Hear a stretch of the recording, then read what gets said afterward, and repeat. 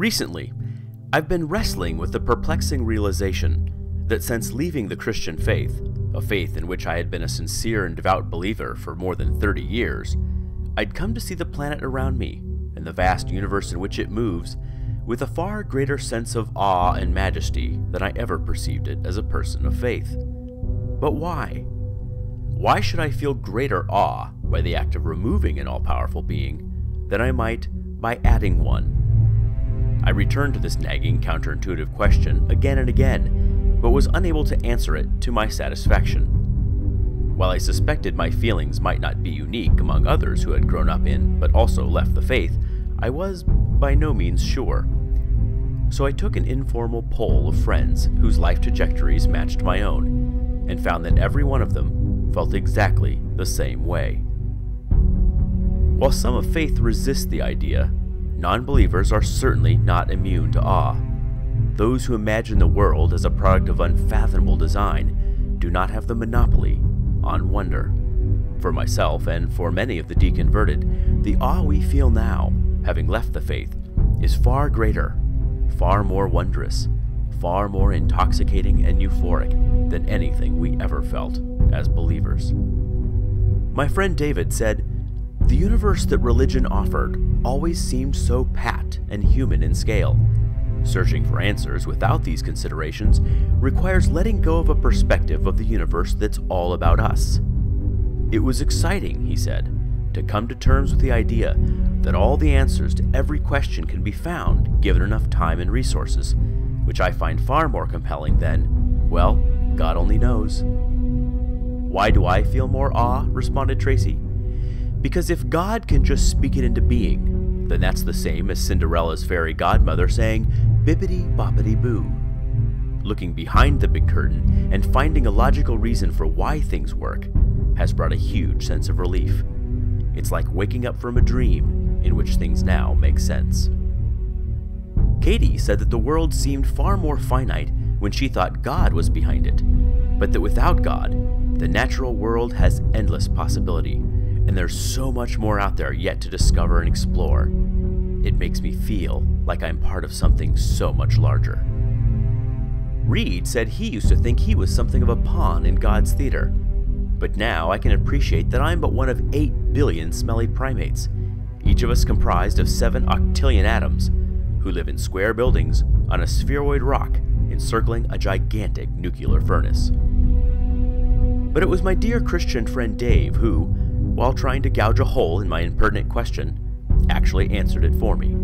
"You absolutely should feel more awe and wonder if you have come to the conclusion that matter came from nothing, life from non-life, and intelligence from non-intelligence. All those things would be truly mind-blowing without God." Now, while I disagree with Dave's declarations, and I find I cannot recognize my views amongst his erroneous assertions, I still believe that his comment proved to be the decoding of my personal enigma.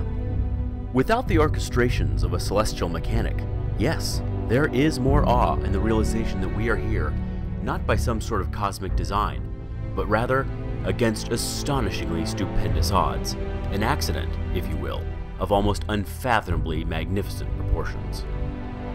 For me, my friend Callum summed it up best when he said that as a theist, he had very little appreciation for life, no understanding of how truly lucky I am to be alive. After all, life was eternal.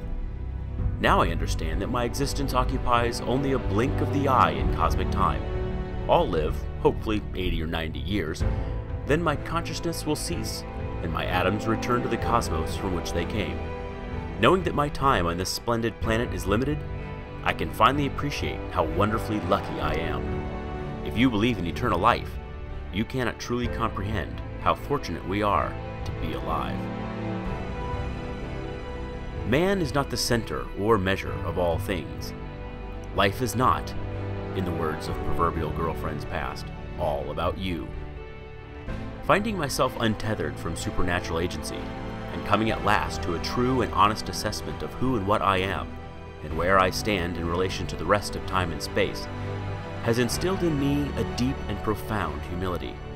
I am but a single solitary hairless primate, on a pale blue dot, adrift in a black cosmic ocean of unchartable size and scale. I am, in the grand scheme of things, utterly and absolutely insignificant.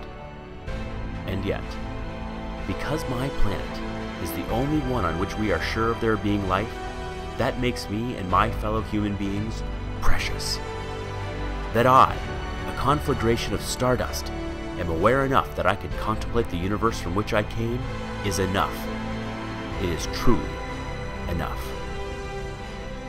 My theist friends frequently tell me that tossing a belief in God aside means there is then nothing larger than myself. But that is simply not true. The universe is incomprehensibly larger than I. I don't need there to be anything else. Admitting to something larger than myself is not a religious or spiritual statement. One needn't embrace mythology to understand the profundity of our position. And the worship of a personal God is not a necessary component to responding with awe to the beauty and immensity of the cosmos.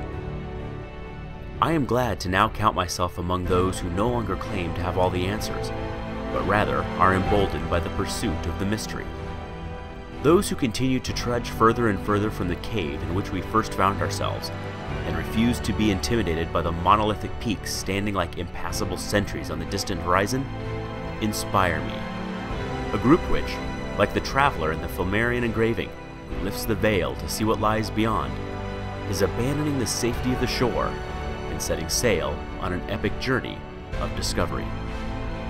To be scientifically minded, to be curious, to be human, is to push back on the frontier of ignorance. I do not mean to imply that believers do not look at the world in which they live without also feeling awe and wonder. Many, in fact, bask in the same phenomena as I, and come away with their faith strengthened, and their convictions that the universe is intelligently designed firmer than ever. They see in nature a grand, magnificent blueprint.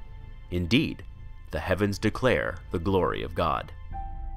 Both of us, in fact, look upon the same marvels, and each contends only one of us is seeing it for what it truly is. The universe is an amazing place, full of beauty, wonder, and awe, said Chon, another believing friend. And the more I learn about it, the more amazed I become. And on that, my friends, we can all agree.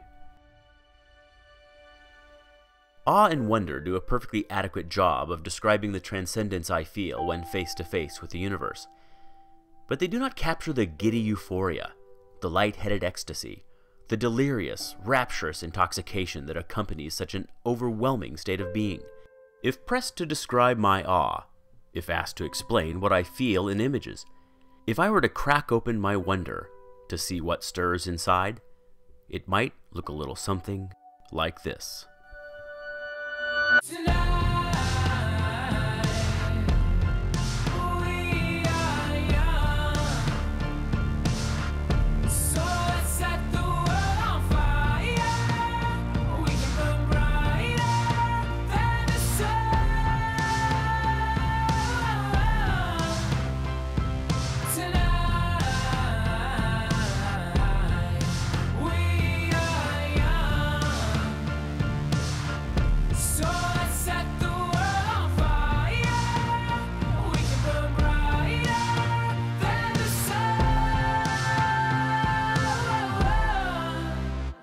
No, I know that I'm not all that you got.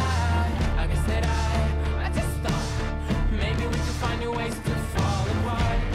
But our friends are back, so let's raise a toast. 'Cause I found someone to carry me home tonight. We are young, so let's set the world on